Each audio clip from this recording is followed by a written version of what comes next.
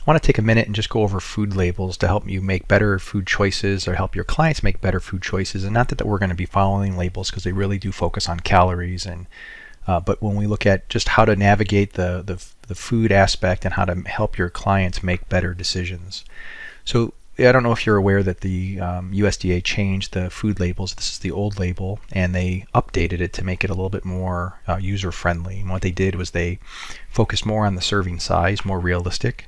It used to be that you would have these unrealistic serving size for like a whole package, so they made it more appropriate. They highlighted the calories so you can get an idea of how much energy is coming along per serving, and then they teased out the fat, the carbohydrate, particularly looking at the added sugars, and then a little bit with the micronutrients there. When you look at the food label, you have your serving size at the top at number 1, then you have your calories, and then you have a quick guide to your daily value, and that's the percentage of total based on like a 2,000 calorie a day consumption. And then you have your nutrients here. So it's kind of laid out nice. It's a little easier to navigate, and you can kind of find what you're looking for.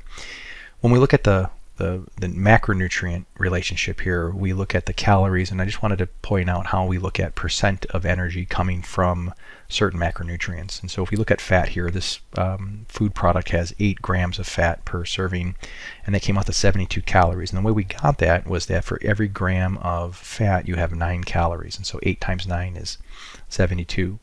Did the same thing for carbohydrates. You have 37 grams of carbohydrates, which yields 148 calories.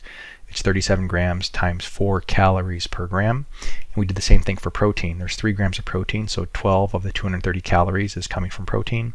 And again, 3 grams times 4 calories per gram. So your set macronutrient ratios are 4 calories per gram for protein, 4 calories per gram for carbohydrate, and 9 calories per gram for fat. Now if we add this up, 72 plus 148 plus 12, we get 232 calories. And we notice that that's not the same as the calories per serving. The calories are either rounded down to 0 or rounded up to 5. So there's never odd numbers. It's either a 0 or a 5. And so in this case, they took 232 and rounded it down to 230. So that's how the calculations are based off of. If I take the 230, the total calories, and I divide that by each of the subsequent fat, carbohydrate, and protein, so 72 divided by 230, in this food product, 31% of the calories are coming from fat. 64% are coming from carbohydrate, and 5% are coming from protein. And so that right column, 31, 64, 5, should add up to 100, roughly so. And that's basically how you would navigate a food to, if you wanted to count if you were counting macronutrients and you wanted to get 60% of your carbohydrates, or your total calories from carbs, and 30% from fat and 30% from protein, you would have to kind of calculate your ratios. Now the numbers on the left on the percent daily value, that 13% for carbohydrate, 10% for fat, those are looking at your recommended daily values or your daily value percentage, so they're not the same as the calorie count. So just make sure that those aren't confused. I do want to point out here too that this food product has 4 grams of fiber, and if you remember when we talked about carbohydrates, fiber is basically an ineffective carbohydrate. So even though there's 148 total calories here, your body only has access to 132 because 16 of those calories, because of 4 grams of fiber, are not digestible. Now when we look at food products themselves, we do have the food label, and so if we look here again, we have peanut butter, and we have 210 calories, and you can see a significant shift from carbohydrate to fat. 17 grams of fat versus 6 grams of carbohydrate. So you're getting almost 3 or 4 times the energy yield from that, and a decent amount of protein. So lower carbohydrate and higher in the fat. And you can see that out of the 6 grams of carbohydrate, half of that is fiber.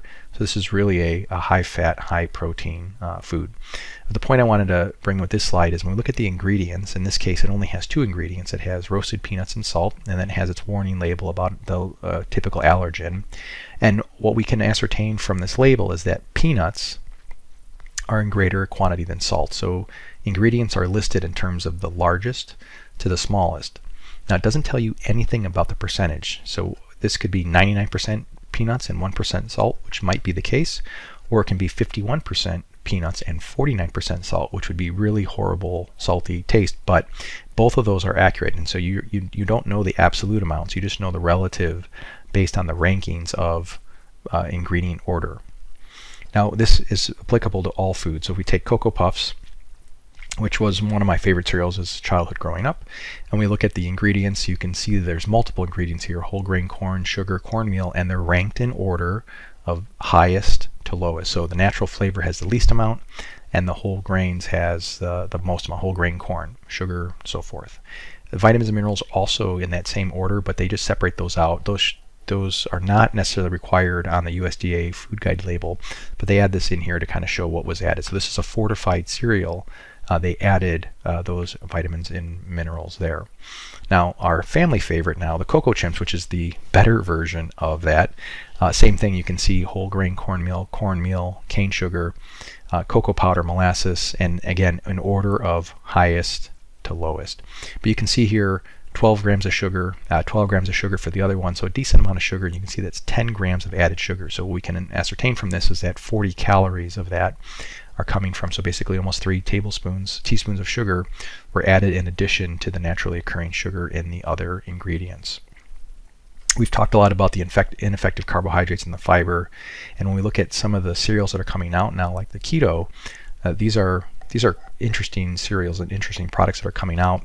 This is made more from not soy protein, but pea protein or high protein plant materials, and they're taking the fiber and they're ramping up the fiber, and then they're adding some kind of artificial sweetener, not a chemical artificial sweetener, but just a naturally occurring. So monk fruit or stevia, these are naturally growing plants that mess with the sensation or create the sensation of sweet without actually providing sugar. So it's a very fascinating component. There's sodas and breads and cereals and candies that are made from these components. But the reason why I brought this one up is if you look at the ingredients, you have the primary ingredient, Catalina flour. Catalina flour is the most abundant, but then in parentheses they put organic pea protein, potato fiber, corn fiber, chicory fiber, and then they rank again in terms of highest to lowest. So when you look at this, it looks at a relative order of what has the most ingredient, then followed by the smallest. And in this case, for this one was probably the Cinnamon Crunch cereal right here, the Cinnamon Toast. And so this has just a little bit of cinnamon for that. And again, has the allergens there at the bottom. But you can see here the total carbohydrates, 11 grams, where 6 grams of dietary fiber. So basically of that 11, only 5 grams of effective carbohydrate, and none of that is sugar. That's all complex carbohydrate from these different flours. So a little bit of accessible carbohydrate. When you compare that to 12 grams of straight up sugar, you can see a big difference in the insulin response. And that's why these are really referred to as keto friendly foods, is because you have high protein, high fiber, and you're able to ramp up the bulk or volume without loading up the carbohydrate. This company also makes an equivalent to our Oreo cookies. So you look at Oreo, you can look at the ingredients there: unbleached flour, and in order of highest to lowest, artificial flavor being the least. And again, we don't know if that's 1% or 20%. It just means that out of all the ingredients, it's the smallest in the quantity. But here you have 25 grams of carbohydrate and 14 grams of added sugar. We look at the Catalina Crunch, which is a keto version of that, and their primary sugar carbohydrates about 11 grams compared to the 20 grams. I think it was 20 grams. 25 grams of carbohydrate, 14 grams of sugar, about half of the carbohydrate. Now keep in mind, this is serving size, and this is where the labels can get tricky. The serving size here is 3 cookies. The serving size here is 2 cookies. So you look at these cookies are 12 grams each. These are about 11 grams each. So what they've done is they've kind of done a marketing ploy where 3 cookies is the serving size, whereas 2 cookies are the serving size. And I think the reason why I do this is that they only have 8 servings per container, so you're getting 16 cookies. And I think this box is really expensive. Whereas this, you're getting 24 cookies, and it's not as expensive. It's made with cheaper ingredients, and it's not a gimmicky product. But the point I want to bring out is not to promote this brand, but to show that this is a big movement in the industry for keto friendly, where you're looking at low carb, low sugar.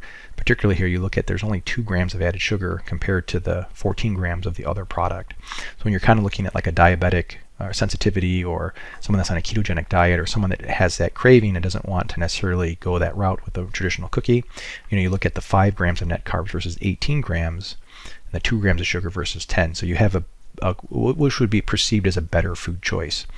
Keep in mind that the things that you should be eating shouldn't have food labels on them in the first place, right? I can't tell you how many calories are in that bowl of strawberries, or those zucchini, or that cheese, or those 8 little eggplants, or whatever produce you're eating.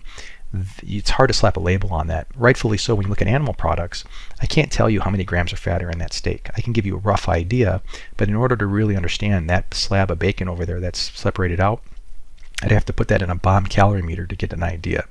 So this is why looking at food labels is a good way to kind of navigate the ingredients and maybe get a rough idea of your aspect. But when you're eating mostly produce, meats, and fruits and vegetables and so forth, you really shouldn't have to worry about calorie or calorie counts, mostly because you're not going to be able to get an accurate count anyways.